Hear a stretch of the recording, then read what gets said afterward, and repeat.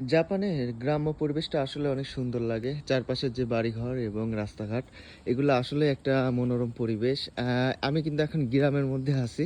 আর জাপানের গ্রামগুলা এত সুন্দর হয়, উঁচা-নিচা যে রোডগুলা হয়, বাড়িঘর হয়, এই জিনিসগুলা অনেক সুন্দর লাগে। বিশেষ করে যে কাঠের বাড়িগুলা এবং সাজানো চারিদিকে যে ফুল গাছ এবং ফলের গাছ।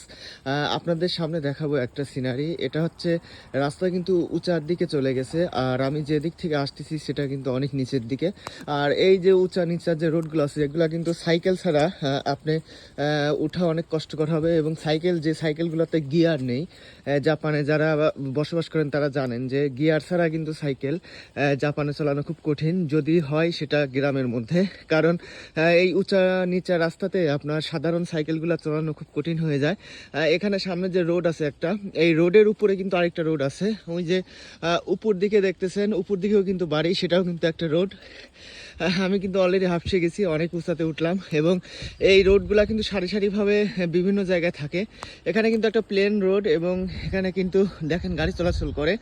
পাশাপাশি উপর দিকেও কিন্তু রোড আছে। তো উপর দিকে রোডে আমি যখন প্রবেশ করব তখন কিন্তু আরও উঁচাতে উঠতে হবে।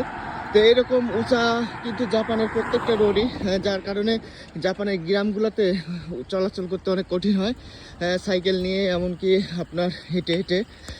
এই সাইকেল নিয়ে আমি সরাসরি উঠতে পারবো না, এগুলা কিন্তু আমার হেঁটেই পার হতে হবে। আর জাপানের প্রত্যেকটা জায়গাতেই কিন্তু প্রায় এই সমস্যাগুলো হয়, যার কারণে যারা খুব ক্লান্ত দুর্বল তারা চলাচল করতে খুবই কষ্ট হয়।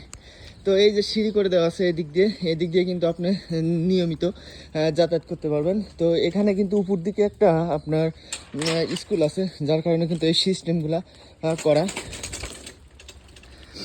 আমি এখন কিন্তু উপর দিকে যে রোডটা, সেই রোডের উপরে যাচ্ছি। আর এই সাইড দিয়ে দেখেন এগুলো কিন্তু মাটি ধসে যাওয়ার কারণে এগুলা কিন্তু সুন্দরভাবে তারা সরকার কর্তৃপক্ষ থেকে এগুলা সুন্দরভাবে সংরক্ষণ করে এবং ঢালাই করে দিচ্ছে, যার কারণে কিন্তু এই রাস্তাগুলা ভেঙে নিচের দিকে যেন না যায়। আর ওই সাইড দিয়ে যে গাছগুলো দেখতেছেন ওগুলো কিন্তু সব সাকুরা গাছ কিন্তু সচরাচর দেখা যায় যে পাতাহীন এবং অনেক ফুল। তো এই সাকুরা গাছে কিন্তু পাতাও ধরে।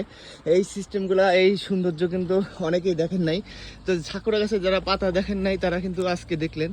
আর আমিও ইতিমধ্যে কিন্তু উপর দিকে উঠে গেছি। উপরে কিন্তু আরেকটা রোড, আর এই রোড আবার বেয়ে চলে গেছে নিচের দিকে। এইভাবে কিন্তু জাপানের প্রায় রোডগুলাই গ্রামগঞ্জের এরকম উঁচা নিচে হয়। তো আমি উপর থেকে আমি যদি আপনাদের ভিউ দেখাই তাহলে সিনটা দেখা হবে এরকম, দেখেন।